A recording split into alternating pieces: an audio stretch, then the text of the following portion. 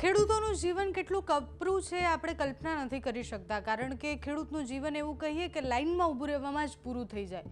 થોડા સમય પહેલાં એવા દ્રશ્ય સામે આવતા હતા કે જેમાં ખાતર લેવા માટે ખેડૂતો આખો દિવસ લાઈનમાં ઊભા રહે અને જ્યારે એમને ક્યાંય જવાની ઇમરજન્સી હોય કે ખેડૂતે પાણી વારવા માટે જવું પડે કે પછી ખેતી માટે જવું પડે તો એના ચપ્પલ પણ એ લાઈનમાં મૂકીને જાય અને પછી આપણને ખબર પડે કે ખેડૂતનું જીવન એ ખાતર લેવાથી લઈને બીજ લેવાથી લઈને બધું જ કરવામાં લાઈનમાં જ જતું રહે છે।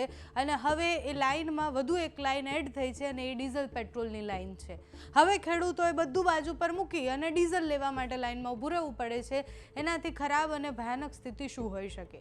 સૌરાષ્ટ્રના ખેડૂતો એટલા બધા પરેશાન છે। આમ તો આખા ગુજરાતમાં ખેડૂતોના એવા દ્રશ્યો સામે આવ્યા છે, સૌરાષ્ટ્રથી થોડા વધારે આવ્યા છે, જેમાં ખેડૂતો વહેલી સવારથી લઈને રાત સુધી ડીઝલ લેવા માટે લાઈનમાં ઊભા રહે છે। અત્યારે પાકનો સમય છે અને એ ટાઈમે જો ડીઝલ અને પેટ્રોલની અછત હોય તો એ સૌથી વધારે માઠું ખેડૂતોને પડે છે।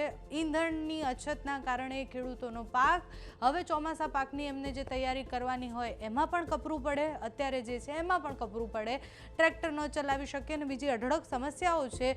અત્યારે લાંબી કતારમાં ડબલા લઈ અને ખેડૂતો ઊભા છે। ખાતર લેવા માટે તો અત્યાર સુધી ઊભા રહેતા હતા, હવે પેટ્રોલ લેવા માટે ઊભા રહ્યા છે।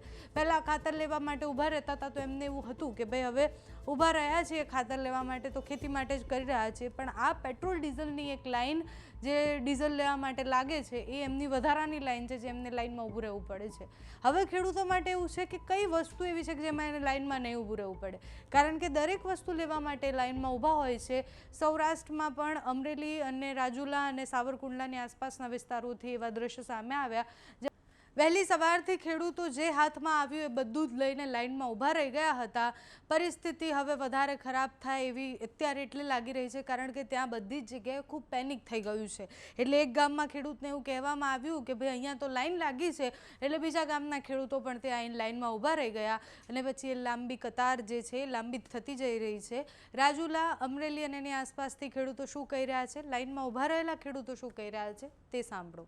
નિકુંજભાઈ ઓરા છે, ગામ નાનુડી અને હાલ ખાંભામાં 3 પંપ છે, 2 પંપે તો ફસોડું ડીઝલ છે જ નહીં, એક એસપીનો પંપ છે ત્યાં છે ડીઝલ, પણ ત્યાં લાંબી લાઈનો છે।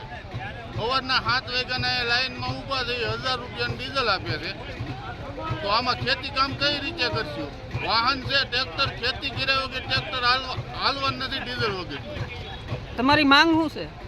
સરકાર વહેલી તકે ડીઝલની પૂરતું પાડે અને ખેતી કામ ઝડપથી થઈ જાય। હવે ચોમાસું માથે આવી ગયું। મારું નામ ફરસિયા દિનેશભાઈ કનુભાઈ, રહેવાસી ખાંભા ગામમાં 3 પેટ્રોલ પંપ છે, પણ 2 પેટ્રોલ પંપે સતત કાંઈ ડીઝલ પણ મળતું નથી, પણ એક એચપીનો પંપ છે અહીંયા લાંબી કતાર લાગી છે। સવારના 7 વાગ્યાથી હું ડીઝલ માટે ઊભો છું અને 1000 રૂપિયાનું અહીંયા ડીઝલ આપે છે અને ખેડૂના કામ બધા અટવાયેલા પડ્યા છે, અમારે ખેડવાનું પણ બાકી છે।